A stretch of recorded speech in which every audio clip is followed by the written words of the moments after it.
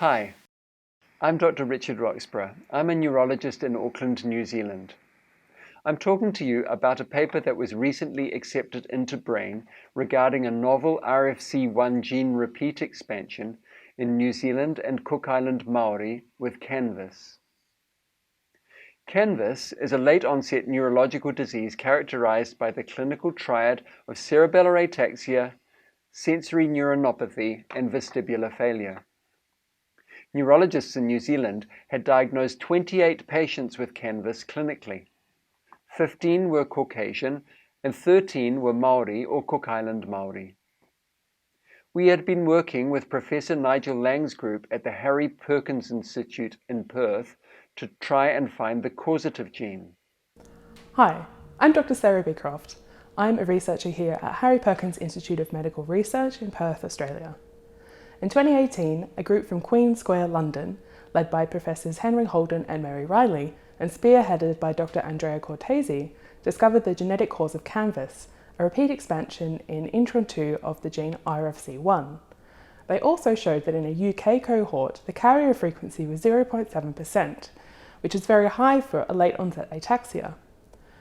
However, without studying other ethnic cohorts, the disease burden worldwide was uncertain.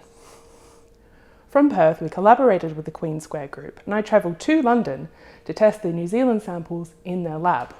As anticipated, the New Zealand European patients showed the same repeat expansion as the previously described European cohort. However, what was really remarkable was that using the same techniques, repeat primed PCR and southern blot, we showed that the Māori and Cook Island Māori patients had a new version of the repeat expansion, wherein the pathogenic motif is flanked by the benign variant motif.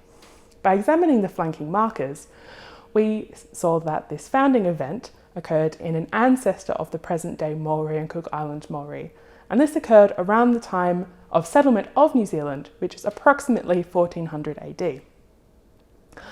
By examining the extended haplotype data, we also showed that the pathogenic repeat expansion was the same as the previously described European expansion, indicating a single origin for this disease allele.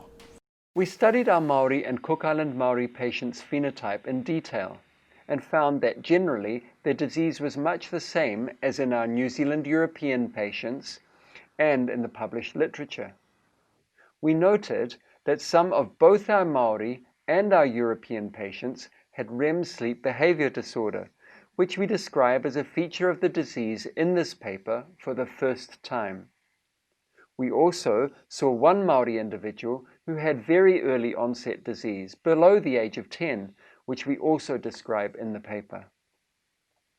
In conclusion, the novel conformation of the RFC1 gene amongst Māori and Cook Island Māori, but with the same archaic haplotype, suggests that the condition is likely to contribute significantly to late-onset ataxia worldwide. This was a highly collaborative international project which wouldn't have been possible without the clinical acumen of my colleagues, the neurologists from around New Zealand, the laboratory expertise of the Perth team, and the generosity of the Queen Square team in sharing their lab and methodology with us. We would also like to thank all our patients who participated in the study.